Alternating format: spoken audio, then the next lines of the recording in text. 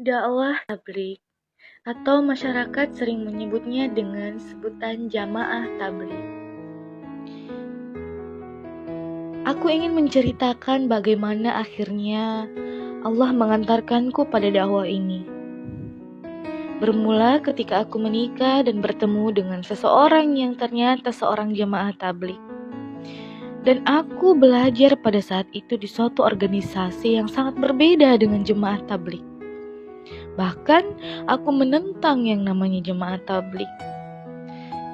Aku bahkan pada saat setelah menikah aku masih belajar di tempatku itu, dan luar biasanya rijalku adalah seorang yang sangat baik dan sangat mengikramiku. Kemanapun aku pergi ke tempat belajarku, ia selalu bersedia untuk mengantarku tanpa sedikit pun ia menolak. Dan hidayah itu turun, aku percaya bahwa itu adalah doa-doa suamiku, doa-doa rijalku, doa-doa dia yang Allah ijabah pada saat itu. Allah izinkan hidayah itu menyapa hatiku, dan rasa keingintahuanku tentang jamaah tabligh itu sangat tinggi pada saat itu. Dan aku meminta kepada suamiku untuk ikut membawaku khuruj 3 hari pada saat itu. Dan aku tercengang, sangat tercengang betapa mulianya seorang wanita. Mereka memperlakukan wanita seperti ratu yang tidak boleh disentuh oleh sembarang orang. Yang boleh menyentuhnya hanya yang halal baginya. Mereka dipakaikan yang namanya burqa atau purdah. Karena apa? Seorang ratu tidak berhak dilihat oleh seluruh orang yang tidak berhak untuk melihatnya. Dan pada saat itu aku merasa seperti seorang ratu. Aku bahkan terharu dengan segala perlakuan suamiku pada saat menjemputku, pada saat mengantarku ke tempat tujuan.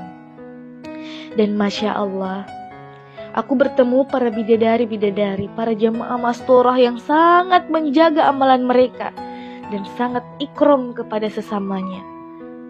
Aku belajar dari mereka bahwa selama ini ternyata jemaah tabligh itu di dalamnya adalah berbanding terbalik dengan apa yang orang katakan selama ini. Mereka adalah istri-istri yang luar biasa, melepaskan suaminya keluar di jalan Allah tanpa meminta suaminya untuk kembali. Jika suaminya kembali, maka itu adalah hadiah dari Allah. Allah masih mengizinkan dia bertemu dengan suaminya. Tetapi jika suaminya tidak kembali di jalan Allah, mereka ikhlas karena Allah. Karena kenapa? Suaminya menghadap kepada Allah. Selesai untuk semua urusan dakwah di dunia ini.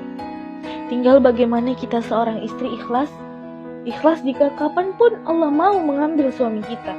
Karena ketika kita ikhlas, tidak balasan yang pantas diberikan kecuali kita bersama-sama dengan suami kita di syurganya Allah, insya Allah.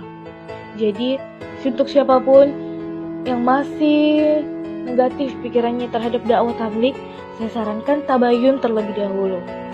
Karena berpikir negatif tanpa tabayun itu bisa dicatatkan dosa untuk kita.